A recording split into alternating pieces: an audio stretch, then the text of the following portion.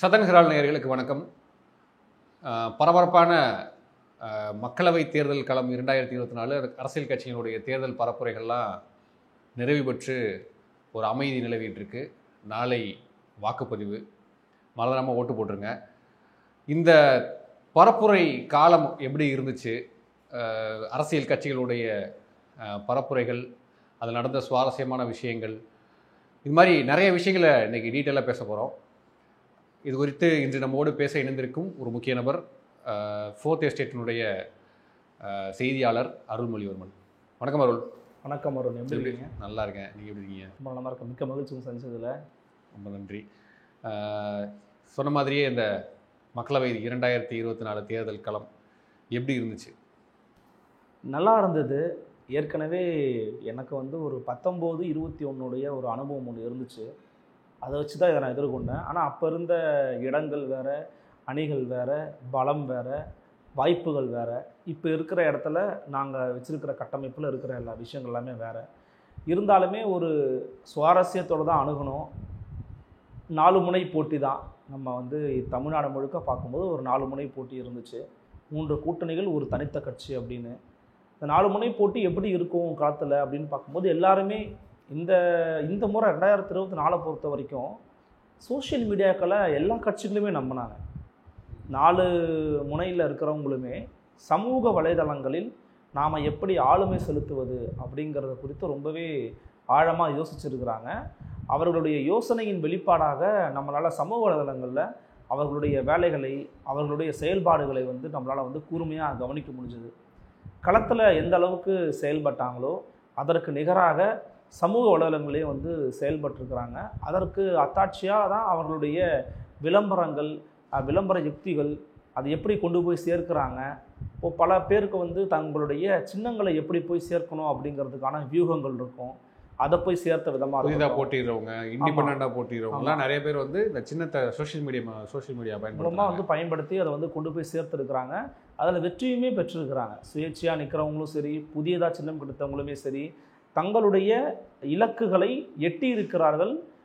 சமூக வலைதளங்களின் வழியாக களத்தில் போய் எட்டியிருக்கிறாங்களா அப்படிங்கிறதுக்கான ரிசல்ட் நமக்கு ஜூன் 4 தான் தெரியும். 2014 அந்த மோடி முதல் முறையாக பிரதமராகும் பொழுதுலேருந்து அந்த தேர்தலிருந்தே இந்த சோஷியல் மீடியா கேம்பெயின் அப்படின்றது இந்திய அரசியலில் ஒரு தவிர்க்க முடியாத சக்தியாக வந்துருச்சு. ஆமாம், அது இன்னைக்கு ஒரு உச்சத்தை தொற்றுக்கு அப்படின்னு நம்ம பார்க்க முடியும். ஏன்னா பல கட்சிகள், அனைத்து கட்சிகளுமே இந்த சோஷியல் மீடியாவோடைய கேம்பெயினை பெரிதும் நம்பினாங்க. அதற்காக ரொம்ப செலவு பண்ணாங்க. ஊடகங்கள் இப்போ நம்மலாம் ஒரு காலத்தில் பார்த்துருப்போம், வாக்களிப்பீர் இந்த சின்னத்திற்கு, வாக்களிப்பீர் அந்த சின்னத்திற்குன்னு சொல்லி தொலைக்காட்சிகளில் விளம்பரம் கொடுப்பாங்க. இன்றைக்கி அது வந்திருக்கு. பட் பெரிய அளவில் சமூக ஊடகங்களில் அந்த விளம்பரங்களை பார்க்க முடியுது, பல யூடியூப் சேனல்ஸில் பார்க்க முடியுது. அப்போது சோஷியல் மீடியாவை அந்த அளவுக்கு மக்கள் நம்புகிறாங்க. ஒரு வீடியோ 1,00,000 பேர் பார்த்தாலும் போதும், அந்த 1,00,000 பேருக்கு அந்த விளம்பரம் போய் சேரணும் அப்படின்ற அளவுக்கு அவங்களுடைய எண்ணம் இருக்குது. ரெண்டாவது, இன்ஃப்ளூயன்சர்ஸ்ன்னு சொல்லுவோம், சோஷியல் மீடியாவில் இண்டிவிஜுவல் யூடியூபர்ஸ்லாம் சொல்லுவோம். இவங்களையும் பெரிய அளவில் அரசியல் கட்சிகள் நம்புகிறாங்க. எந்த இன்ஃப்ளூயன்சரும் எனக்கு ஒரு பேட்டி கொடுங்கன்னு போய் அரசியல்வாதிகளை கேட்க போகிறதில்ல. அவங்க ஒரு கான்டென்ட் கிரியேட்டர். அவங்க ஒரு இடத்துக்கு போவாங்க, இல்லை ஒரு பொருளை பற்றி பேசுவாங்க, இல்லை அவங்களுடைய வியூஸை சொல்லுவாங்க. ஆனால் அவங்களுக்கு இருக்கக்கூடிய அந்த சப்ஸ்கிரைபர்ஸுடைய பலத்தை அரசியல் கட்சிகள் தங்களுக்கு பயன்படுத்திக்குது. நான் உங்ககிட்ட பேசுகிறேன் அப்படின்னு சொல்லி. அது நம்ம நிறைய பர்சனலாக அவங்ககிட்ட கேட்டிருக்கோம். கூட நம்ம ரீசெண்டாக பார்த்துருப்போம் இல்லையா, மதன் கௌரி அவர்களுடைய ஊடகத்துக்கு நிறைய பேர் பேட்டி கொடுத்துருந்தாங்க. கனிமொழி கருணாநிதி அவர்கள், சீமான் அவர்கள், அண்ணாமலை, அதன் பிறகு சு வெங்கடேசன் அவர்கள், ஜெயக்குமார், இப்படி நிறைய பேர் பேட்டி கொடுத்தாங்க. அதற்கு முன்னாடி இர்ஃபான்ட்டெல்லாம் பேட்டி கொடுத்துருக்குறாங்க. அது தேர்தல் காலம் இல்லாட்டியும் தங்களை பிரபலப்படுத்திக்கிறாங்க அந்த ஊடகத்தின் மூலம். உண்மைதான். அதாவது அதை நான் எப்படி புரிஞ்சுக்கிறேன் அப்படின்னா, மதன் கௌரி அப்படிங்கிற நபர் வெளிப்படையாக தன்னுடைய அரசியல் நிலைப்பாடுகளை சொன்ன நபர்லாம் கிடையாது. நான் இந்த சார்ந்தவன் அப்படின்லாம் அவர் சொன்னது கிடையாது. அவர் ஒரு யூடியூபர். அவரே ஒத்துக்கிறாரு, நான் ஒரு யூடியூபராக இருக்கிறேன், தேர்தல் நேரத்தில் இவங்களெல்லாம் பேட்டி எடுக்கணும்னு நான் விருப்பப்பட்டேன், நான் போய் பேட்டி எடுத்தேன்னு அவர் சொல்கிறாரு. அவருடைய வெளிப்படுதல்கள் இதெல்லாம். ஆனால் நீங்கள் பார்த்தீங்கன்னா மற்றவர்களை அப்படி ஒப்பிட்டு இந்திய அளவில் பார்த்தீங்கன்னா, இன்னொருத்தரை சொல்லணும்னா நம்ம துருவரத்தியை சொல்லலாம். துருவரத்தி ஒரு பொலிட்டிக்கல் எஜுகேஷனல் ஆக்டிவிஸ்ட். அவர் ஒரு செயற்பாட்டாளர். அவர் தன்னை ஒரு யூடியூபராகலாம் நம்மளை அவர் அறிவிச்சுக்கல. கரண் தப்பர் வந்து இன்டர்வியூ எடுக்கிறார் அவரை. அப்படின்னும் போது அவர் வந்து ஒரு சாதாரண நபர் கிடையாது. அவரால் பல லட்சக்கணக்கான மக்களை இன்ஃப்ளூயன்ஸ் பண்ண முடியும். துருவத்தினுடைய செயல்பாடுகளையும் நம்ம வந்து பார்த்தோம். இந்த பக்கம் இவர்களும் இந்த மாதிரி வந்து இப்போது மதன் கௌரி போன்ற ஆட்களை வச்சும் வந்து பேட்டிகள் வந்து எடுக்கிறாங்க. ஆனால் இதில் வந்து அவரை வந்து இவர் எடுக்கக்கூடாது, இவர் தான் எடுக்கணும், இவர் முதல் எடுத்ததுனால இவர் இப்படிப்பட்டவர் அப்படிப்பட்டவர்ன்றது வந்து அது ஒரு நகைச்சுவைக்குரிய ஒரு விமர்சனமாக தான் நான் வந்து பார்த்தேன். அப்படிப்பட்ட விமர்சனங்கள் வரதான் செய்யும். ஏன்னா இங்கே தமிழ் நெட்டிசன்ஸ்லாம் எப்படின்னா எல்லாருமே தங்களுக்கானவர்களாக பார்ப்பாங்க. நீ எனக்காக தான் பேசணும். ஆமாம், அதாவது என்னென்னா, நான் வந்து பேசிகிட்டு இருக்கேன்ல, நீ என் கூட வந்து நில்லு, நீ போய் தனியாக நின்று நீ வந்து பேசாத. நீ எப்படி அவனை பேட்டி எடுக்கலாம், நீ எப்படி இவனை பேட்டி எடுக்கலாம், நீ எனக்கான கருத்தை தானே நீ பேசணும் அப்படின்றத வந்து இங்கே பல நெட்டிசன்ஸ்கள் எல்லாருமே தனக்கானவர்களாக பார்ப்பாங்க. ஏதோ ஒரு விதத்தில் அவர் தங்களுடைய சித்தாந்தத்துக்கு எதிரான ஒரு நபர்கிட்ட போய் பேட்டி எடுக்கும் பொழுது இல்லை இவன் வேற ஆள், சித்தாந்தத்துக்கு எதிராக கூட இல்லைங்க, அவங்களால முடியாததை ஒருத்தவங்க பண்ணிட்டான்னு வச்சுக்கோங்களேன், அதுவே வந்து ஒரு பெரிய சிக்கலாக ஒன்றுமே இல்லைங்க. இப்போ நம்ம ஒரு பிரபல தமிழ்நாட்டினுடைய ஒரு முக்கியமான ஒரு கட்சி திமுகவுக்கு ஒரு நெருக்கமான ஒரு தொலைக்காட்சியில் அவர்களுடைய சித்தாந்தத்திற்கு நேர் எதிர் சித்தாந்தம் கொண்ட ஒரு கட்சியினுடைய விளம்பரம் வந்துச்சா இல்லையா? அந்த கட்சியிலேருந்து ஒருத்தர் நபர் போய் அந்த ப்ரோக்ராமில் கலந்துக்கிட்டாரு, பேசுனாங்களா இல்லையா? அப்போ இது வந்து ஒரு சாதாரணமான விஷயம். மதன் கௌரியை நான் ஆதரிக்கிறேன் எதிர்க்கிறேங்கிறது வேறங்க. அவர் வந்து என்ன இருக்குன்னு அவரை பார்த்தது கிடையாது, பேசுகிறது கிடையாது. அவர் ஒரு யூடியூபராக அவர் போடுறாரு. இது வரைக்கும் நான் அவருடைய வீடியோக்கள் கூட முழுமையாக நான் பார்த்தது கிடையாது. இந்த இன்டர்வியூஸும் சில பேர் அமைச்சு வச்சுருந்தாங்க, அதுவும் சும்மா மேலோட்டமாக தான் பார்த்தேன். அவர் கனிமொழி கருணாநிதியிடமோ சீமானிடமோ அண்ணாமலையிடமோ வெங்கடேசனிடமோ யாரிடமோ அவர் வந்து ஒரு காட்டமான கேள்விகளை கேட்குறதோ, ஏன்னா அவர் ஒருத்தனை ஜேர்னலிஸ்ட்டாகவே கருதலை, அவர் ஒருத்தனை ஜேர்னலிஸ்ட்டாக அறிவிச்சக்கவும் இல்லை. அவர் ரொம்ப இயல்பாக சும்மா போய் பேசுவோம் அப்படின்றதுனால பேசியிருக்காரு. உடனடியாக அவர் பேசிவிட்டார். அவரை வந்து நம்ம வந்து ஃபாசிசத்தினுடைய ஒரு ஆதரவை, அவரை வந்து பல பேர் சபரிசனோட அவர் போட்ட ஃபோட்டோ, பிடிஆர் அவர் கல்யாணத்துக்கு போனதெல்லாம் வச்சு பார்த்து எல்லாருக்குமே ஒரு பொதுவான மனநிலை உண்டுன்னா திமுகவுக்கு ரொம்ப நெருக்கமானவர், திமுகவை ஆதரவாளர் அப்படின்னா ஒரு பேச்சு இருக்குது. இப்படிப்பட்ட ஒரு பேச்சு இருக்கும்போது இவர் வந்து எல்லாரையும் இன்டர்வியூ எடுத்தார் அப்படின்னு. இப்போ என்னென்னா, அண்ணாமலை இன்டர்வியூ எடுத்த பிறகு மற்ற இன்டர்வியூலையும் போட்டாங்க, நேற்று வெங்கடேசன் தோழரோட இன்டர்வியூ வரைக்கும் போடுறாங்க. இப்போது ஒரு இடதுசாரி ஒரு நேர் எதிர் சித்தாந்தம் கொண்ட ஒருத்தர் பேட்டி கொடுத்த சேனலில் ஏங்க பேட்டி கொடுத்தீங்கன்னு நீங்கள் கேட்பாங்களா? இப்போ இங்கே பேசிட்டு போகிறாங்க, அதை விடுங்க. எண்ட் ஆஃப் தி டே இப்போ நானோ நீங்களோ ஒரு 2 மில்லியன் 3 மில்லியன் சப்ஸ்கிரைபர் வச்சுருக்கிற ஒரு இன்ஃப்ளூயன்சர், ஒரு ஜேர்னலிஸ்ட்டை கூட கிடையாது, ஒரு சேனலில் கூப்பிட்றாங்கன்னா நீங்கள் போகாமல் இருப்பீங்களா? இல்லை அந்த சேனலை பயன்படுத்திக்கணும் என்னுடைய வளர்ச்சிக்காக அப்படின்னு நீங்கள் யோசிக்காமல் இருப்பீங்களா? அப்போ அரசியல்வாதிகள் அதை யோசிக்கிறது சகஜம்தான்.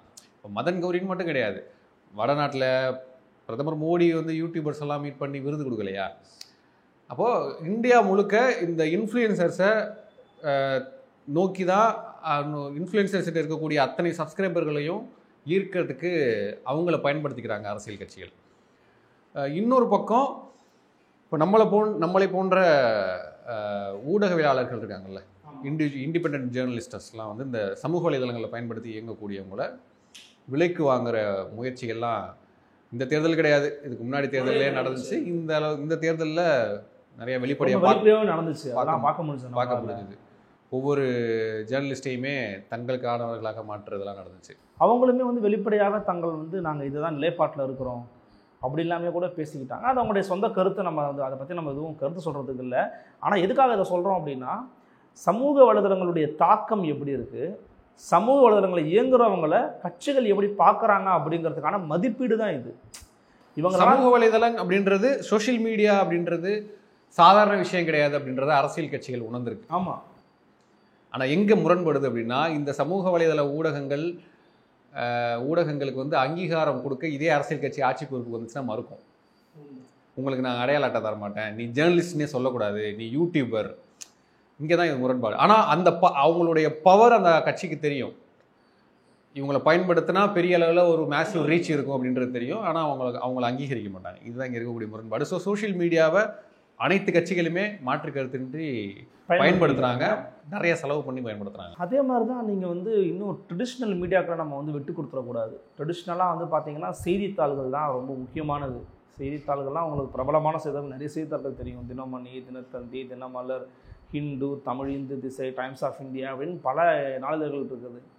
இந்த நாளிதழ்களையும் இன்றைக்குமே கூட வந்து பார்த்திங்கன்னா கட்சிகள் எல்லாமே எல்லா கட்சிகளும் பயன்படுத்தியிருக்கிறாங்க. திமுக, அதிமுக, பாஜக, நாம் தமிழர் கட்சின்னு எல்லாருமே பயன்படுத்தியிருக்கிறாங்க. எல்லா கட்சிகளும் ஏன் என்ன ட்ரெடிஷ்னலை விட்டு கொடுக்காம இருக்காங்கன்னு நீங்கள் நினைக்கிறீங்க? ஏன் இன்னும் நியூஸ் பேப்பர்ஸை விட்டாமல் நியூஸ் பேப்பருக்குன்னு ஒரு ஒரு ஒரு ஆடியன்ஸ் இருக்கிறாங்க. டீ கடையில் உட்காந்து பார்க்குறவங்க, கிராமப்புறங்களில் இருக்கிறவங்க, சோஷியல் மீடியாவை பயன்படுத்தாத 40+ இருக்கிறவங்கலாம் வந்து இந்த நியூஸ் பேப்பர் விளம்பரம் வந்து அட்ராக்ட் பண்ணும். ஒரு டீ கடையில் தொங்க விடுறதோ, இன்றைக்கெலாம் வந்து தினமலரில் முழு பக்க விளம்பரம் ஃப்ரண்ட் பேஜில் திமுக கொடுத்துருக்கு. தினமனு அப்படின்னு ஸ்டாலின் விமர்சனம் பண்ண அதே பத்திரிகை தினமலர் தங்களுடைய செயல்பாடுகள் என்னென்ன செஞ்சோம் அப்படின்றத முழு பக்கமாக ஃப்ரண்ட் பேஜ் ஆடாக கொடுத்துருக்குறாங்க. அப்போ அதுக்கான ஆடியன்ஸ் இருக்குது. இப்போ நானே ஊருக்கு போனால் கூட டீ கடையில் உட்காந்து பேப்பர் பார்க்க தான் செய்வேன். அப்போ அந்த பேப்பரில் இருக்கக்கூடிய ஒவ்வொரு பக்கங்களும் அந்த பொழுதுபாகமாக வந்து டீ கடையில் உட்காந்துருக்கவன் எவ்வளோ பேர் எந்திரிச்சு போக மாட்டான், பெஞ்சிலே உட்காந்துருப்பாங்க. சென்னையில் தான் அந்த டீ கடை பெஞ்செலாம் கிடையாது, ஊர் சைடில் ஊர்லலாம் இன்னுமே இருக்குது. ஆமாம், அப்போது சும்மாவே வந்து உட்காந்துருப்பாங்க பேசிக்கிட்டு பேப்பரை பார்த்துக்கிட்டு. அவங்கள டார்கெட் பண்ணுறதுக்கு அது பேப்பரை நம்ம மறுக்கவே முடியாது, பேப்பர் விளம்பரம் மறுக்கவே முடியாது. பேப்பர் விளம்பரம் எந்த அளவுக்கு முக்கியமோ, தொலைக்காட்சி விளம்பரம் எந்த அளவுக்கு முக்கியமோ, அதுக்கு நிகரான முக்கியம் சமூக வலைதளங்களுடைய விளம்பரம். ஸோ பேப்பர் ஆட்ஸையும் அவங்க எல்லா கட்சிகளுமே கவர் பண்ணாங்க. டெலிவிஷனை பெருசாக பயன்படுத்துகிற மாதிரி எனக்கு என்னமோ தோணலை. அதான் நான் சொல்கிற மாதிரி யூடியூப் பக்கம் நிறைய பேர் வந்துட்டாங்க. யூடியூப் சேனல்ஸில் பெரிய பெரிய கார்ப்பரேட் சேனல்ஸ் இருக்கிறாங்க. அப்புறம் பொலிட்டிக்கலி வைப்ரண்ட்டாக இருக்கிற சேனல்ஸ் இருக்கிறாங்க. அவங்க சப்ஸ்கிரைபர்ஸோட அவங்க பார்க்கல, பொலிட்டிக்கலாக இவங்க இயங்கிக்கிட்டு இருக்கிறாங்களா அப்படின்னு பார்த்து அவங்களுக்கு வந்து விளம்பரங்கள் கொடுத்த கட்சிகளையும் நான் வந்து பார்க்க முடிஞ்சது. ஏன் அப்படின்னா அவங்கக்கிட்ட கோர் பொலிட்டிக்கல் ஆடியன்ஸ் இருப்பாங்க. ஃபார் எக்ஸாம்பிள் ஒரு குறிப்பிட்ட ஒரு சேனல் எடுத்துக்கிட்டிங்கன்னா அந்த சேனலில் வெறும் சினிமா மோகம் கொண்ட, சினிமா ஆர்வம் கொண்ட பார்வையாளர்கள் அதிகமாக இருப்பாங்க. ஏன்னா அது சினிமா பற்றியான சேனல். ஆமாம், அவங்களுக்கு கொடுக்கறது கிடையாது. இன்னொரு பக்கம் பொலிட்டிக்கலாக வைப்ரண்ட்டாக இருக்கிறாங்க, இவங்க அரசியல் ரீதியாக இயங்குறாங்கன்னா அவங்கள அணுகுறாங்க. Even they are low subscribers, they have low subscribers இருந்தால் கூட அவங்களுக்கு வந்து கொடுக்குறாங்க அப்படிங்கிறத நான் பார்த்தேன். அது ஒரு நல்ல ஒரு முயற்சியும் கூடன்றது என்னோட தனிப்பட்ட கருத்து. எல்லாருக்குமே கொடுக்குறாங்க. ஸோ இதை பார்த்து அணுகி கொடுக்குறாங்களே அப்படின்னு நம்ம வந்து அதை பார்க்க முடியும். எப்படி நல்ல முயற்சி இல்லை, அவங்களுடைய தேவையை வந்து அங்கே நிவர்த்தியாக எடுத்துன்னு அவங்க நம்புகிறாங்க. இப்போது அரசியல் ரீதியாக இயங்கணும், இவங்க என்ன பண்ணுறாங்க, இவங்க என்ன செய்கிறாங்க, இவங்க சொல்கிறது உண்மையாக பொய்யான்னு தேடுறவன் யாராக இருப்பான்னா தினசரி அரசியல் செய்தியை பார்க்குறவனா தான் இருப்பான். ஸோ அவங்கள நோக்கி நாங்கள் சரியாக தான் இயங்கிக்கிட்டு இருக்கோம், எங்களை நீங்கள் நம்பலாம், எங்கள் பக்கம் நீங்கள் திரும்பலாம் அப்படின்னு தான் ஒருத்தர் போய் அங்கே மேனிப்புலேட் பண்ண முடியும். அரசியலை பற்றி எந்த புரிதலுமே இல்லாத ஒரு நபர் அந்த அட்வர்டைஸ்மெண்ட்டை பார்த்தாலுமே இக்னோர் பண்ணிட்டு தான் போவார். இல்லை, நான் மறுபடியும் அங்கே தான் வரேன். நான் வந்து ஒரு இன்ஃப்ளூயன்சர், நான் வந்து ஒரு யூடியூபர் அப்படின்னா, என்னை பயன்படுத்திக்க ஒரு கட்சி விரும்புது அப்படின்னா, என்னை விலை கொடுத்து வாங்குது அப்படின்னா, இல்லை எனக்கு உதவி பண்ணுது அப்படின்னா அதை பயன்படுத்திக்கிறது பிரச்சனை இல்லை. மாரலி இட்ஸ் ராங் அப்படின்னாலும் அது வந்து எத்திக்கலி அது தவறில்லை. ஆனால் நான் ஜேர்னலிஸ்ட், நான் வந்து ஒரு ஊடகம், நான் மக்களுக்காக செயல்படக்கூடிய ஊடகம், நான் யூடியூப் தளத்தில் இயங்குறேன் அப்படின்னா, என்னை நம்பி இத்தனை ஃபாலோவர்ஸ், இத்தனை சப்ஸ்கிரைபர்ஸ், நான் சொல்கிறது உண்மை அப்படின்னு நம்பி என்னை சப்ஸ்கிரைப் பண்ணுறேன் அப்படின்னா, நான் அரசியல் கட்சிகள்கிட்ட காசு வாங்குறது அப்படின்றது எத்திக்கலி தப்பு, மாறலும் தப்பு. இல்லை, அரசியல் கட்சிகள்கிட்டனா நான் எப்படி சொல்கிறேன்னா, அவர்களுக்காக காணொலிகள் போடுவது என்பது தவறு. நான் அதை பற்றி பேச வரலை. பொதுவாக எல்லா அரசியல் கட்சிகளுமே விளம்பரங்கள் கொடுக்குறாங்கல்ல, விளம்பரங்கள் இந்த என்ன சொல்கிறது, நாங்கள் வந்தால் இதை செய்வோம். செய்தி நாளிதழ்களுக்கு எப்படி விளம்பரங்கள் கொடுக்குறாங்களோ அதே விளம்பரங்களை எங்கே கொடுக்குறாங்க. நான் அந்த விஷயத்தை பற்றி பேசுகிறேன். அதை தான் வந்து நான் இந்த முறை இவங்க நிறைய பயன்படுத்தியிருக்கிறாங்கன்னு சொல்கிறேன். ஆனால் அது வியூவர்ஸ் பார்க்குற விதம் மாறும். நீங்கள் வந்து தொலைக்காட்சியில் ஒரு சேனலில் வந்து ஒரு அரசியல் அந்த அந்த அந்த கட்சி நடத்தக்கூடிய சேனலுக்கு எதிரான கட்சி விளம்பரம் அந்த சேனலில் போட்டால் கூட மக்கள் ஒன்றும் சொல்ல மாட்டாங்க. என்னடா நீ உன் யூடியூப்ல ஏன்னா அந்த கட்சி விளம்பரத்தை போடுற அப்படின்னா மக்கள் கேட்பாங்க, காசு வாங்கிட்டே நீ கரப்ட் ஆகிட்டே அப்படின்னு கேட்பாங்க. அது ஜஸ்ட் அட்வர்டைஸ்மெண்ட்டாக பார்க்க மாட்டாங்க. புரியுது. அது வந்து அந்த பார்வை எப்போதுமே இருந்துக்கிட்டு தான் இருக்கும். ஒன்றும் இல்லை, தான் சொன்னேன், திமுகவுக்கு நெருக்கமான ஒரு பிரபல ஊடகத்தில் அவங்களுக்கு நேரு சித்தாந்தம் கொண்ட ஒரு கட்சியினுடைய அட்வர்டைஸ்மெண்ட் வரும்போதும் என்னப்பா நீங்கள் எப்படி போடுறீங்கன்னு கேட்க தான் செய்வாங்க. ஆனால் அந்த நிறுவனத்துடைய முதலாளி அதை எப்படி பார்ப்பாருன்னா பிஸ்னஸாக பார்ப்பார். எங்களுக்கு ஒரு ஐடியாலஜி இருக்குது, அதெல்லாம் தனி, பட் இது வியாபாரம் அப்படின்னு பார்ப்பாங்க. அது காலகாலத்துக்கு இருந்துக்கிட்டே தான் இருக்கும். அதை நம்ம வந்து மறுப்பதற்கு இல்லை. இப்படி ஒரு பக்கம் போச்சு. இன்னொன்று, பரப்புரைகளில் நிறைய வித்தியாசமான விஷயங்கள்லாம் நடந்துச்சு. ஒரு கட்சியை பற்றியுமே நிறைய சொல்லலாம். ஆக்சுவலாக இந்த முறை வந்து ஒரு என்ன சொல்கிறது, ஒரு ஃபேமஸான ஆளாக வந்து மாறி இருப்பது வந்து திரு சிவாஜி கிருஷ்ணமூர்த்தியை வந்து ஒரு ட்ரெண்டிங்கான ஒரு மனிதராக வந்து இந்த சோஷியல் மீடியாவும் மாற்றிருக்கு அப்படிங்கிறத வந்து மாற்றுக்கிறதுக்கே இடம் கிடையாது. திமுகவிலிருந்து நான் சொல்லணும் அப்படின்னா அவரை ஒரு ட்ரெண்டிங் முகமாக வந்து மாற்றிருக்கிறார். அவரை ட்ரெண்டிங் முகமாக மாற்றினது யார் அப்படின்னா இந்த 2K கிட்ஸ். ஏன்னா இன்ஸ்டாகிராமில் அவருடைய ரீல்ஸ் வந்து ரொம்ப வைரலாக ரொம்ப, ஏன்னா அவர் பேசக்கூடிய அந்த வகை சொற்களை வந்து இந்த 2K கிட்ஸ் அதை மீம் கண்டென்ட்டாக பயன்படுத்து விரும்புகிறாங்கன்னு கூட கரெக்டாக சொல்ல முடியாது. அதை மீம் கண்டென்ட்டாக பயன்படுத்தி சிலாகிக்கிறாங்க, பாரா எப்படி பேசுகிறாரு அப்படின்னு சொல்லி. ஸோ அதன் மூலயமா அந்த வீடியோ வைரல் ஆகுது. அதை இவங்க எப்படி எடுத்துக்கிறாங்க அப்படின்னா, நான் வந்து ஸ்டார் பாரு, இளம் தலைமுறையை பற்றியில் நான் வளர்ந்து வர்ற ஒரு ஸ்டார் அப்படின்னு அவங்க அதை வந்து பூஸ்டாக எடுத்துக்கிறாங்க. அந்த பார்வையை தப்பு இல்லை, அது தப்பு தான். அதாவது நெகட்டிவாக வளர்றாருங்கிறேன். நான் என்ன சொல்கிறேன்னா, ஒருத்தர் பாசிட்டிவாக வளர்வதற்கும் நான் எப்படி வேணால் வளருவேன் அப்படிங்கிறதுக்கும் வித்தியாசம் இருக்குது. இளைஞர்கள் அவரை கொண்டாடலாம் இல்லை, உங்களை வந்து ஒரு மெட்டீரியலாக பார்க்குறாங்க, ஒரு மீம் மெட்டீரியலாக பார்க்குறாங்க. கண்டென்ட்டுக்கான ஒரு நபராக வந்து அவர் மாறி இருக்கிறார். அதான் என்ன சொல்கிறேன்னா, சோஷியல் மீடியாக்களில் சரியோ தவறோ ஒரு கட்சியிலிருந்து ஒரு கட்சியிலிருந்துமே ஒரு நபர்கள் இந்த முறை வந்து கொஞ்சம் முகத்தை காமிச்சிட்டு போயிருக்கிறாங்கன்றேன். அந்த அடிப்படையில் இவரை நான் வந்து சொல்கிறேன். இன்னொரு பக்கம் பரப்புரையில் ஏற்பட்ட சில நெருடல்கள், உதாரணத்துக்கு திருமுருகன் காந்தி வந்து கோயம்புத்தூரில் போய் ஒரு பரப்புரையில் ஈடுபட்டார். அவர் என்ன பண்ணாருன்னா, ஒரு வித்தியாசமான ஒரு விஷயத்தை ட்ரை பண்ணார்.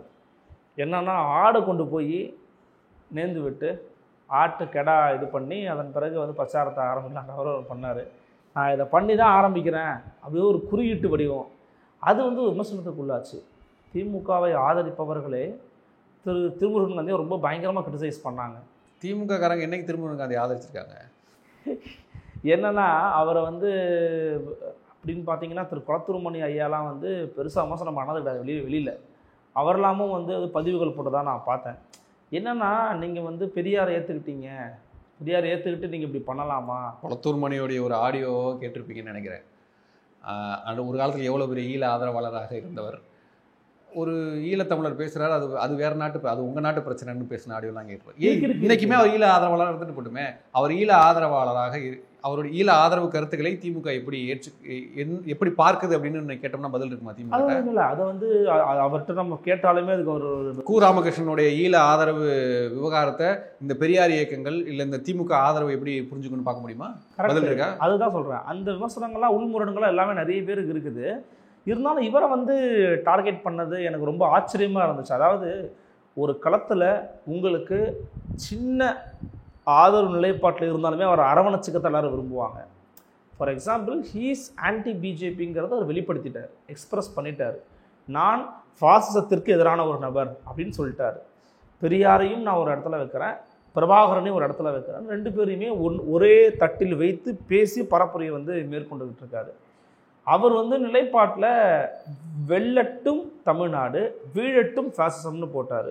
இப்போ வெல்லட்டும்னா யார் வெல்லட்டும் அப்படின்னு கேட்குறாங்க. நீ வெளிப்படையாக பேசு. இதில் என்ன பிரச்சனைனா, வெளிப்படையாக பேசுனா நீ எங்களை மாதிரி வெளிப்படையாக ஒரு கட்சிக்கு ஆதரவுடன் வந்து நில்லு, ஏன் நீ மட்டும் தனிச்சு நிற்கிற அப்படிங்கிறது தான் அவங்களுடைய கேள்வி. அவர் விமர்சனம் பண்ணுறவங்களுடைய கேள்வி அதுதான்.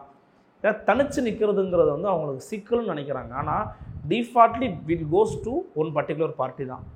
இவங்க வந்து இப்படி பண்ணக்கூடாது, வெளிப்படையாக ஒரு இடத்த வந்து ஆதரிக்கணும் அப்படின்னு சொல்கிறது வந்து அது என்னன்னா, நீ என் பக்கம் வந்து நில்லு, நீ என்ன தனியாக எதிர்க்கிற, என் கூட சேர்ந்து வந்து எதிர்த்து நில்லு, நீ தனியாலாம் வந்து ஷோ எதுவும் பண்ணாத அப்படிங்கிறதா அவன் நிலைப்பாடு. இன்னொன்று, இவர் ஒருத்தர் தான் தொடர்ந்து பெரியாரையும் பிரபாகரனையும் ஒன்றா பேசுவார். அது வந்து அவங்களுக்கு ஒரு காழ்ப்புணர்வையும் வெறுப்புணர்வையும் வந்து கொடுக்குது. ஒரு பக்கம் நீங்கள் வந்து திராவிட அடையாளமான பெரியாரையும் பேசுகிறீங்க, தமிழ் தேசியத்தின் அடையாளமான பிரபாகரனையும் பேசுகிறீங்க. அப்போ ரெண்டுத்தையுமே பேசுகிறீங்கன்னா நீங்கள் எங்கள் கூட இருக்கக்கூடாது, இப்போ உங்களை விலக்கி தான் வைக்கணும். அப்படிப்பட்ட விமர்சனங்களையும் அந்த அந்த அந்த அவதூறுகளையும் வந்து கண்டிக்க வேண்டிய பொறுப்பு பெரியார் இயக்கங்களுக்கு தான் இருக்குது. கெடா வெட்டுறதெல்லாம் ஒரு சாதாரணமாக, அது ரொம்ப அவ்வளோ டீப்பாக கொண்டு போய் பார்க்கணும், பெரியாரிஸ்ட் இல்லை பெரியாரை பின்பற்றவர்களெல்லாம் பார்க்க வேண்டிய அவசியம் இல்லை. ஒரு குறியீட்டு வடிவம், அது செயல்பாடு. அதே பன்றிக்கு பூணூல் போட்டு ஒரு போராட்டம் நடத்தலையா தந்தை பெரியார் திராவிடர்? இப்போ என்ன விஷயம் அப்படின்னா, நான் என்ன கேட்குறேன், இவரை வந்து என்ன விமர்சனம் பண்ணாங்கன்னா, இவர் வந்து இப்போ சீமான் எப்படி முப்பாட்டம் முருகன்னு வேல் எடுத்தாரோ அதே மாதிரியான ஒரு தாய் இதுக்கு தான் இவர் வந்து போகிறாரு, குலதெய்வ வழிபாடெல்லாம் பண்ணுறாரு. இது வந்து ஜஸ்ட் வந்து ஒரு என்ன சொல்கிறது, ஒரு கிரிட்டிசிசம் தான் அது, அந்த போராட்ட வடிவம் தான். என்னென்னா, இப்போ நான் என்ன சொல்கிறேன், இதை விமர்சனம் பண்ணுறவங்க, இதை கேள்வி கேட்குறவங்க, திமுகவை பார்த்து நீ கேள்வி கேட்டுற முடியுமா? திமுகவில் இன்றைய முதலமைச்சர் மு.க.ஸ்டாலின் வேல் பிடிச்சாரா இல்லையா? கடந்த தேர்தலில் வேலை தூக்குனாரா இல்லையா? அதான் சொல்கிறேன், வேலை தூக்குனாரா இல்லையா? அப்போ யாராச்சும் இவங்களில் யாராச்சும் ஒருத்தர் ஏன் வேலை தூக்குகிறார் திரு ஸ்டாலின்? பாஜகவின் முருகனை பின்பற்றுகிறாரா? அவங்க பற்றிலாம் பேசாதீங்க, இப்படிதான் மாற்றி மாற்றி பேசிகிட்டு இருக்கோம். அதாவது இல்லை, எதுக்காக இதை நான் சொல்ல வரேன்னு நான் சொல்கிறேன்னா, இப்படியாக களத்தில் இருக்கிறவங்கள குழப்பம் செய்யக்கூடிய வேலை, இவங்களுடைய ஆள், இவங்க அவங்களுடைய ஆள் அப்படின்னு குழப்பம் செய்யக்கூடிய வேலைகளை வெட்டி ஒட்டி திரிக்கக்கூடிய ஆட்கள் எதிர்பார்க்காத நேரத்தில் எதிர்பார்க்காத இடத்துல வந்து பண்ணிக்கிட்டு இருக்காங்க. அதுவும் என்னன்னா, தங்களுக்கான இருப்பு வந்து இங்கே கேள்விக்குறியாகி விடுமோ அப்படிங்கிற அச்சத்தில், அப்படிங்கிற ஒரு கோழைத்தனத்தில் தான் வந்து இவர்களை போன்றவர்களையும் வந்து விமர்சனம் பண்ணக்கூடிய போக்கை நான் பார்த்தேன். அது என்னோடய பர்சனல் ஒப்பீனியன். நான் அப்படி தான் பார்த்தேன். என்னடா இப்போ ஷாக்கிங்காக இருக்குது, இவங்க கூட இருக்கிறவங்களே இப்படி வந்து பண்ணுறாங்களே அப்படின்னு வந்து நான் நினச்சேன். இது ஒரு வித்தியாசமாக நான் பார்த்த ஒரு விஷயம். ஆனால் களத்தில் இருக்கும்போது நான் ஃபீல் பண்ணுறேன். இப்போ நிறைய பிரச்சாரங்களில் ஒரு கட்சி பிரச்சாரம் பண்ணிகிட்டே வருவாங்க, இன்னொரு கட்சி இந்த சைடு பிரச்சாரம் பண்ணிகிட்டு வருவாங்க. இந்த சைடில் வார்த்தை போர்கள், வாக்குவாதங்கள்லாம் நிறைய நடந்துச்சு இந்த எலெக்ஷனில் நடக்கும். அதையும் நான் வந்து பார்த்தேன். அதே மாதிரி மக்கள்கிட்ட வந்து இந்த முறை நான் வந்து ஓப்பனாக சொல்லணும்னா, நான் வந்து நம்ம தமிழ்நாட்டு மக்கள்கிட்ட ஒரு தெளிவை பார்த்தேன். எப்பவுமே தெளிவாக தான் ஓட்டு. ஆமாம், இந்த முறை வந்து இன்னுமே கூடுதலாக இருக்கிறாங்கன்னு நான் ஃபீல் பண்ணுறேன் பர்சனலி. நான் நான் எந்த இடத்துக்கு போனேன்னு நான் சொல்லிடுறேன். திண்டுக்கல் போனேன், நாமக்கல், மதுரை, கரூர், சேலம் போனேன், கோயம்புத்தூர் நான் போனேன், சேலம் வரைக்கும் போனேன். அப்புறம் தென் சென்னை, வட சென்னை 7 தொகுதிகள் போனேன். இந்த 7 தொகுதிகளையும் எல்லா இடங்களையும் மக்கள் கருத்து கேட்க முடியாட்டியும், இப்போ நம்ம ஒரு உணவகத்துக்கு போவோம், ஒரு தேநீர் கடைக்கு போவோம், சில இடங்களில் மக்களுக்கு டைரெக்டாகவே நான் போனேன். அங்கெல்லாம் போகும்போது அவர்கள் மனசில் இருக்கிற எண்ணங்களை நான் புரிஞ்சுக்க முடிஞ்சுது. ஏன்னா இதெல்லாம் பேஸ் பண்ணி ஓட்டு போட போகிறாங்கன்னு நான் பார்த்தேன். சில பேர் சொல்லுவாங்க டெல்லியில் மாறணும், அதுக்காக நான் இங்கே இருந்து ஓட்டு போட போகிறேன். சில பேர் சொல்லுவாங்க என் ஊரில் இருக்கிற பிரச்சனை தீரணும், அதனால் யாராக இருந்தாலும் இவங்களுக்கு நான் ஓட்டு போட போகிறேன்னு. சில பேர் டெல்லியில் இருக்கவங்க தொடரணும்னு ஓட்டு போடுறாங்க. ஆமாம், டெல்லியில் இருக்க தொடரணும்னு சில பேர் ஓட்டு போடுறான். இன்னொரு சில பேர் வந்து என்ன ஆனாலும் சரி, எனக்கு இந்த ஐடியாலஜி பிடிக்கும், தோக்குறான் ஜெயிக்கிறான் பற்றி பிரச்சனை இல்லை, நான் அவனுக்கு தான் ஓட்டு போடுவேங்கிறான். ஸோ இது மாதிரி ஒவ்வொருத்தரும் ஒரு ஐடியாலஜியில் இருக்கிறாங்க, ஒவ்வொருத்தரும் ஒரு விருப்பங்களில் இருக்கிறாங்க அப்படிங்கிறத பார்த்தேன். அது ரொம்ப வித்தியாசமாக இருந்தது. அதாவது என்னென்னா, அதில் ரொம்ப ஸ்ட்ராங்காக இருந்தாங்க, அது பிடிச்சிருந்தது. மணி ஃப்ளோ வந்து இந்த முறை கொஞ்சம் கம்மியாக இருக்குமோன்னு எனக்கு தோணுது. இந்த முறை அதிகமாக பிடிபட்டிருக்கு. ஓகே, இது வரைக்கும் வழக்கத்தை விட ரொம்ப அதிகமாக என்ன சொல்கிறது, கண்காணிப்புகள் அதிகமாக இருந்தது, அதனால் நிறையா பிடிபட்டிருக்கு. அதனால் வந்து இந்த முறை மணி கொடுக்கக்கூடிய அந்த இடங்கள், மணி காசு கொடுத்த அல்லது காசு வாங்கினாங்க நிறைய பேர் வந்து அதிகாரிகளை பார்த்துட்டு பணத்தை போட்டுட்டு அப்படியே ஓடி போன சம்பவங்கள் நிறைய நடந்திருக்குது. அதனால் வந்து இந்த முறை மணி ஃப்ளோ கொஞ்சம் கம்மியாக இருக்குதோ, இது வந்து ஓரளவு இன்னுமே கெடுபிடிகளை அதிகப்படுத்தினாங்கன்னா பணம் கொடுக்கக்கூடிய போக்கு. இந்த 2 நாட்களில் இன்னும் கெடுபிடி அதிகப்படுத்தினாங்க, அதுதான் தெரில. கரண்ட் எத்தனை வாட்டி ஆஃப் ஆகும் தெரியாது. ஏன்னா சில பேர் என்ன சொல்கிறாங்கன்னா, சில தலைவர்கள்லாம் இருக்கிறாங்க, எலெக்ஷனுக்கு முந்தின நாள் நைட்டு தான் கொடுப்பாங்க. முந்தின நைட்டு கொடுத்தாங்கன்னா அது மக்கள் மனசுலேயே வச்சுருப்பாங்க, கற்பூர சத்தியம் வாங்குவாங்க, இது பேர் இன்றைக்கி காசு வாங்கியிருக்க, நாளைக்கு ஒழுங்காக ஓட்டை போட்டுன்னு சொல்லுவாங்கலாம் சொல்கிறாங்க. ரொம்ப இன்ட்ரெஸ்டிங்காக இருக்க போகுது ரிசல்ட்ஸ்ன்னு நினைக்கிறேன். அந்த கடைசி நாள் தான் இன்னும் எலெக்ஷன் நாளில் ரொம்ப தீவிரமாக இருக்கும். ஒரு ஓட்டு, ஒரு நாளைக்கு சாக போகிற பார்ட்டியாக இருந்தாலும் தூக்கிட்டு போவாங்க, தூக்கிட்டு போய் அந்த கிளவிக்கு கண்ணு கூட தெரியாது. ஆமாம், கண்ணு கூட தெரியாது, அவன் தான் தூக்கிட்டு போகிறவன் ஓட்டே போடுவான், ஆனால் அந்த கிளவியை தூக்கிட்டு போவான். ஒரு ஓட்டு கூட மிஸ் ஆகக்கூடாதுன்னு பயங்கரமாக எல்லா கட்சியும் வேலை பார்ப்பாங்க. அது வந்து பார்க்குறதுக்கே ரொம்ப இன்ட்ரெஸ்டிங்காக இருக்கும். இன்னொன்று நண்பர் ஒருத்தர் தான் சொன்னார், நிறைய வாக்குப்பதிவு ஆகுதுன்னு வச்சுக்கோங்களேன், ஆன்டி இன்கம்பன்சி இருக்குதுன்னு அர்த்தமா. நிறைய வாக்குப்பதிவு ஆகுதுன்னா ஆன்டி இன்கம்பன்சி இருக்குது. பெருசாக வாக்குப்பதிவு நடக்கலை அப்படின்னா அவனுக்கு ஆட்சி போகட்டும் தொடரட்டும் அப்படின்னு ஒரு மூடு இருக்கும். இது வந்து இப்போ பொதுவாக ஒரு செஃபாலஜிஸ்ட் ஒருத்தர்கிட்ட பேசினேன், அவர் சொன்னார், பொதுவாக மக்களோட மனசு இப்படி தான் இருக்குமா, எல்லோரும் ஓட்டு போட்டே ஆகணும். ஏன் அந்த கோவம் வரும்னா, இப்போ மாற்றி ஆகணும் அப்படின்ற கோவம் வரும்போது ஓட்டுக்கட்டே போட்டே ஆகணுன்ற மனம் என்ன வரும், இப்போ ஆற்றுக்கலாம் விடு அப்படின்னு நினைக்கும்போது. இன்னொன்று, தமிழ்நாட்டை பொறுத்த வரைக்கும் கிரவுண்டு வேறு மாதிரி இருக்குது. தமிழ்நாட்டை தாண்டி இந்தியாவில் வேற ஒரு கிரவுண்ட் இருக்குது, தமிழகம் தவிர்த்த இந்தியாவில் வேற ஒரு கிரவுண்ட் இருக்குது. ரெண்டுத்துக்குமே நிறைய வேறுபாடுகள் இருக்குது. அப்போ அதை பார்க்கும்போது இங்கே இருக்கிற மக்கள் எப்படி சிந்திப்பாங்க அப்படிங்கிறது ரொம்ப யூனிக்கான ஒரு விஷயந்தான். இங்கே இருக்கிறவங்களுக்கு பிரச்சனை ரொம்ப கம்மி, தமிழ்நாட்டை பொறுத்த வரைக்கும் பிரச்சனைகள் ரொம்ப கம்மி. தமிழகம் தவிர்த்து இந்தியாவில் பிரச்சனைகள் ரொம்ப ஜாஸ்தியாக இருக்குது. அப்போது ஓட்டோட வேரியேஷன்ஸ் ரொம்ப டிஃப்ரெண்ட்டாக இருக்கும், நிறைய டிஃப்ரெண்ட்டாக இருக்கும்னு நினைக்கிறேன். இந்த பரப்புரையில் வந்து நான் கவனித்த ஒரு முக்கியமான விஷயம் என்னென்னா, தங்களுடைய வாரிசுகள் தங்களுடைய உறவுகளை கூட்டிகிட்டு வந்து பிரச்சாரம். ஆமாம், அது ரொம்ப ஆக்சுவலி சில இடங்கள் எடுபட்டுச்சு, சில இடங்கள் நெகட்டிவாகவும் போயிருக்கு. எந்த இடத்துல நெகட்டிவ் போச்சு? இப்போது சில கட்சிகளை வந்து அவங்களுடைய மகள்களெல்லாம் வந்து கூட அனுப்பிச்சிருந்தாங்க.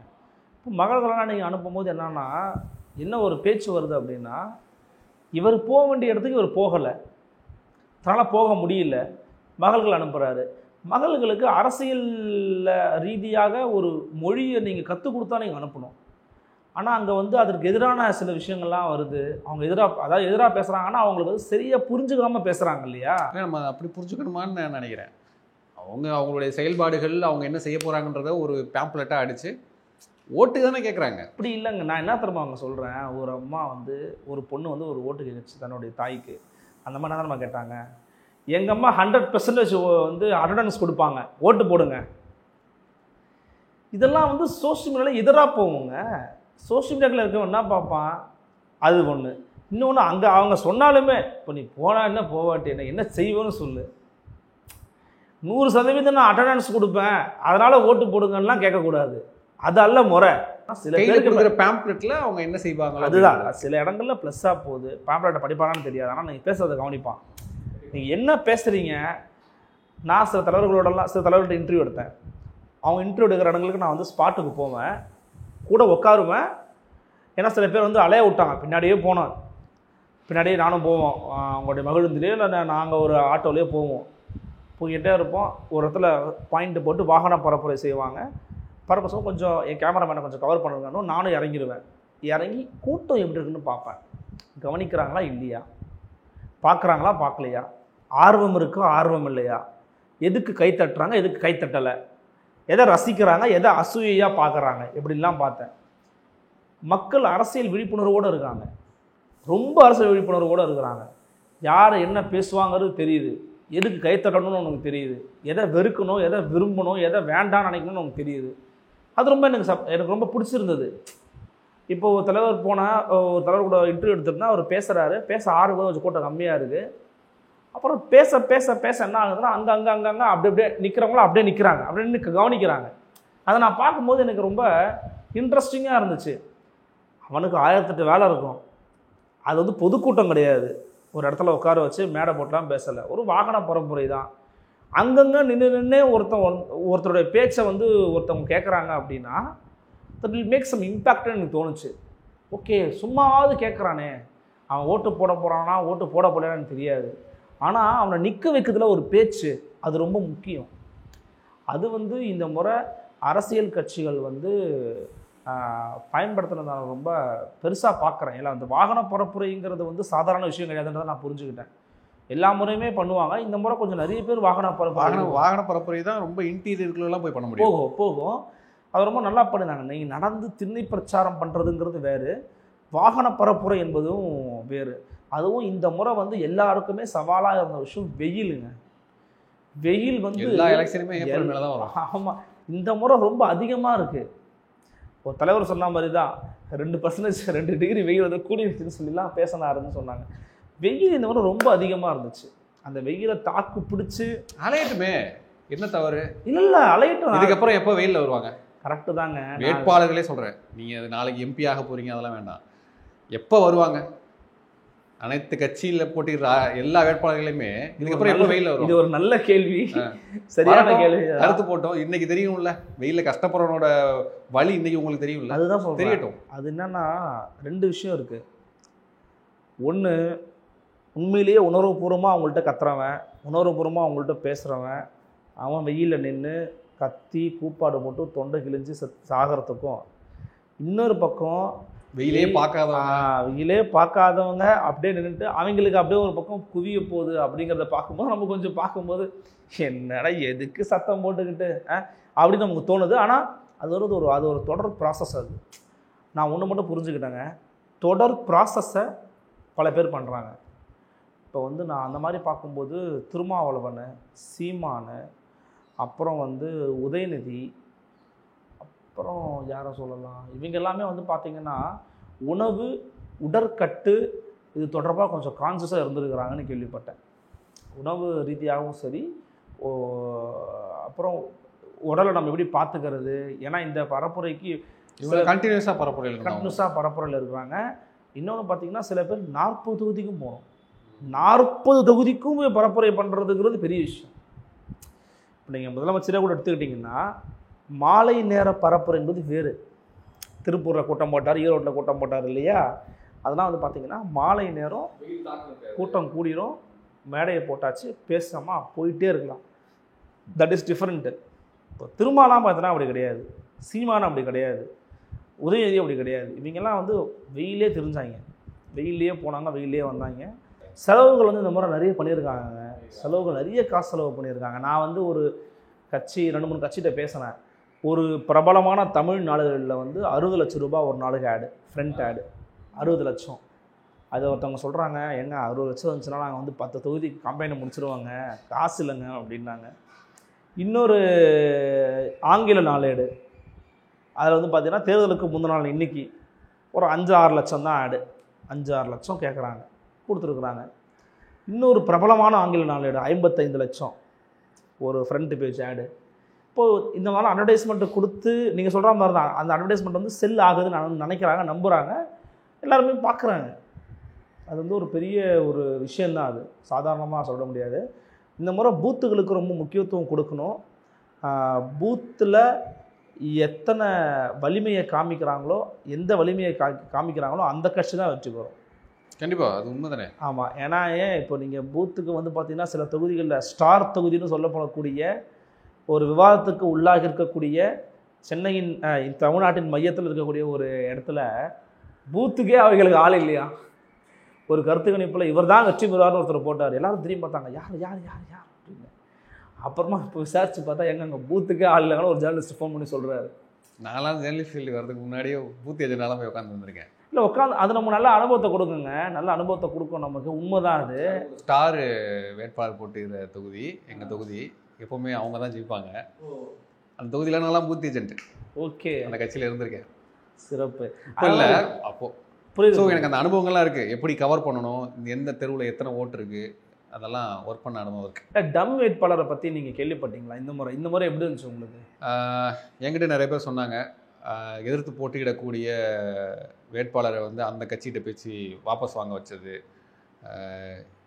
டம்மியாக ஒரு கேண்டிடேட்டை போட வச்சது, இந்த மாதிரி விஷயங்கள்லாம் நடந்துச்சு அப்படின்னு ஒரு சிலர் என்னுடைய பேட்டி. டம்மி வேட்பாளர்கள் மேட்டரில் எதுக்கு யூஸ் பண்ணுறாங்கன்னு நான் கேட்டேன். அதுக்கு அரப்பூர் ஜலவன் சூப்பராக ஒரு மேட்ரு சொன்னார் என்கிட்ட, நான் உங்கள்கிட்ட ஷேர் பண்ணுறேன். ஒரு தொகுதி ஒரு குறிப்பிட்ட நபருக்கு எதிராக 5 பேர் நிற்கிறாங்க, போட்டி போடுறாங்கன்னு வச்சுக்கோங்க, அதில் 2-3 பேர் போட்டி போடுறாங்கன்னா, that is not only for vote sharing, வாக்குகளை பிரிப்பதற்காக மட்டுமல்ல, குழப்பத்தை உருவாக்குவதற்காக மட்டுமல்ல, பூத் ஏஜெண்ட்டாக. ஃபார் எக்ஸாம்பிள் ஒருத்தர் போட்டி போகிறீங்கன்னா உங்கள் கூட இன்னொருத்தருக்குலாம் பூத்துக்குள்ளே இருக்கலாம் இல்லையா? இதான வந்து கான்செப்ட்டு.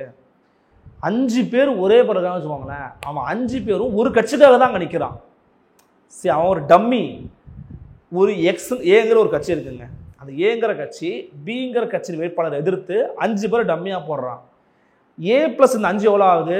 6 பேர் ஆகுது. ப்ளஸ் அவனுக்கு ஏற்கனவே 2 பேர் கூட இருக்கலாம், 8 பேர் ஆகுது. 8 பேரும் சேர்ந்து அந்த பூத்தில் இருக்கும்போது அந்த பிங்கிற ஒரு கட்சிக்கு பூத்து வச்சுருப்பான்ல, அவன் நினச்சி பாருங்கள், அலண்டு போயிடுவானா. ஸோ அங்கே அவங்களுடைய பவர், அவனோட வாய்ஸ் அப்படிங்கிறது ரொம்ப ஹெல்த்தியாக இருக்கும். அவங்க அதை வந்து வேறு மாதிரி யூஸ் பண்ணுவாங்கன்னு சொல்கிறாங்க. ஸோ டம்மி வேட்பாளர்கள் பின்னாடி இப்படியான சிந்தனை போக்குகளும் இருக்குது. ஒரு குறிப்பிட்ட தொகுதியில் டம்மி வேட்பாளர் நிறைய பேர் போட்டாங்கன்ற காரணத்துக்காக ஒரு முக்கியமான கட்சியின் தலைவர் தன் சின்னத்தையே மாற்றிக்கொண்டார். நான் சுயேட்சை சின்னத்தில் நிற்கிறப்பா, அந்த கட்சி சின்னத்தில் நின்று போயிடுறேன், டம்மியெல்லாம் போட்டிங்கன்னா நான் தோற்றுருவம் போட்டிருக்கு அப்படின்னு மாறிட்டார். பிரபலமான செய்தியெல்லாம் வந்துச்சு. அப்படியாக டம்மி வேட்பாளர் எல்லா விஷயங்களும் நடக்கும். பூத் கேப்சரிங் நடக்கும், கதவை சாத்திட்டு குத்துவானுங்க, போன எலெக்ஷன்லாம் நடந்துச்சு. இந்த மாதிரி நிறைய விஷயங்கள் நடக்கும். இதையும் மீறி இது எல்லாமே கண்ட்ரோல் பண்ண வேண்டியது அந்த ஒவ்வொரு கட்சியினுடைய பூத் ஏஜென்ட்ஸ் தான். கரெக்டு. ஆமாம். ஸோ அந்த 100 மீட்டருக்கு உள்ள எல்லா கட்சிக்காரங்களும் நிற்பாங்க. பூத்தில் தான் போட்டு போகக்கூடாதுல்ல. ஆமாம், 100 மீட்டருக்கு உள்ளே நீங்கள் வந்து அந்த சிம்பிள்ஸ் இருக்கக்கூடாது. அந்த போலிங் பூத்துக்கு அந்த 100 மீட்டர் கோடு போட்டிருப்பாங்க, அதுக்கு இடையில எந்த சிம்பிள்ஸ் இருக்கக்கூடாது, கட்சிக்காரன் நிற்கக்கூடாது, யாருமே நிற்கக்கூடாது. அந்த ஓட்டர் மட்டும் தான் போகணும். வாக்காளர் மட்டும்தான் போய் ஓட்டு போட்டு வரணும். அதுக்கு வெளியில தான் நிற்கணும் எல்லாருமே. அதுக்கு வெளியில வந்து அவங்க சின்னத்தை காட்டுவாங்க, அண்ணே நமக்கு போட்டிருக்கண்ணே அப்படிம்பாங்க. அதை தாண்டி உள்ளே போகும்போது யாருமே இருக்கக்கூடாது. பூத் ஏஜென்ட் மட்டும்தான் உள்ளே இருக்கணும். அவருமே அந்த அந்த வாக்காளர்கிட்ட எதுவும் பேசக்கூடாது. வடிவேலு படத்தில் தான் டிக் பண்ணிக்கலாம், ஒரு ஓட்டு போலாயிடுச்சு அப்படின்னு எல்லா கட்சியும் பூத் ஏஜென்ட்டும் டிக் பண்ணிப்பாங்க. அவ்வளோதான் நடக்கும். ஸோ பார்க்கலாம், நிறைய விஷயங்கள் பரபரப்பாக நடந்துச்சு. முக்கியமாக தமிழ்நாட்டில் இருக்கக்கூடிய ஒரு முக்கியமான தலைவரே ப்ராம்ப்டர் வச்சு பேசினது, டெலிப்ராம்ப்டர் வச்சு ஸ்டேஜில் பேசினது, அது ஊடகங்களுக்கு தெரியக்கூடாதுன்னு மறைச்சு பேசினது. அப்புறம் ப்ராப்பர்ட்டி வச்சு மாற்றி ப்ராப்பர்ட்டி காம்படிஷன் நிறைய நடந்துச்சு. நம்ம நீங்கள் எதை வேணால் காட்டுங்க, இதை வேணால் பேசுங்க, அந்த நேரத்துக்கு மகிழ்ச்சியாக இருக்கும். அதை பார்க்கும்போது ஒரு சுவையாக இருக்கும், சுவாரஸ்யமாக இருந்துச்சு. அதை தாண்டி ஒன்றும் இல்லையோன்னு தோணுது. அதான் சொல்கிறேன். சரி, அந்த மாதிரியான ஃபேக்டர்ஸ்லாம் இந்த இப்போ பிரச்சாரங்களில் பார்க்க முடிஞ்சிச்சு. அதுபோக என்ன சொல்கிறது, திடீர் ஸ்டண்ட்டுகள்லாம் நிறைய நடந்துச்சு. திடீர்னு எனக்கு உடம்பு சரியில்லாமல் போயிடுச்சு, திடீர்னு அப்புறம் நிறைய பேர் கருத்து போனதை பார்க்க முடியுது. இந்த மாதிரி நிறைய இன்ட்ரெஸ்டிங்கான ஃபேக்டர்ஸ்லாம் இந்த எலெக்ஷன் கேம்பெயினில் பார்க்க முடிஞ்சிச்சு. ஓரளவுக்கு முடிஞ்சு ஓஞ்சிருக்கு. இனி மக்களுடைய கையில் தான். மக்கள் முடிவு தான் என்னங்கிறது ஜூன் 4 தெரியும். மக்கள் சிந்திச்சு வாக்களிங்க. யார் உங்களுடைய, அதான் நான் சொல்கிற மாதிரி தான் ஃபேக்டர் சொன்னாங்க. ஒன்று உங்களுடைய தொகுதி பிரச்சனை, இன்னொன்று டெல்லியில் நீங்கள் யார் வரணும்னு நினைக்கிறீங்க, யார் வரக்கூடாதுன்னு நினைக்கிறீங்க, அதன் பிறகு வந்து தனிப்பட்ட உங்களோட சித்தாந்தத்தின் மீதான உங்களுடைய கேண்டிடேட் யார், உங்களுடைய தொகுதியில் நிற்கக்கூடியவங்களாம் யார், யாரெல்லாம் உண்மையானவங்களாக இருக்கிறாங்க, யாருக்கு வாக்களித்தா உங்களுக்கு நன்மை நடக்கும்னு நீங்கள் நினைக்கிறீங்க, இப்படின்னு சொல்லி தான் பார்த்து ஓட்டு போடணுன்றது. குறிப்பாக ஓட்டுக்கு பணம் வாங்காதீங்க, அது குற்றம். ஓட்டுக்கு பணம் வாங்கினீங்கன்னா அப்படியே வீடியோ எடுத்துகிட்டு வாங்கிட்டு அந்த வீடியோ எலெக்ஷன் கமிஷன் அனுப்பிச்சு எந்த கட்சிக்காரை கொடுத்தாருன்னு சொல்லிடுங்க எலெக்ஷன் கமிஷன்ட்ட. அப்படிதான் நல்லா இருக்கும்னு நினைக்கிறேன். பார்க்கலாம். மீண்டும் நம்ம இந்த எக்ஸிட் போல் அன்னைக்கு கண்டிப்பாக மீட் பண்ணி என்ன நிலவரம் அப்படின்றத பேசலாம். அதுக்கு இடையில வேறு ஏதாவது விஷயங்கள் இருந்தாலும் நம்ம தொடர்ந்து பேசலாம். ரொம்ப நன்றி. நன்றி.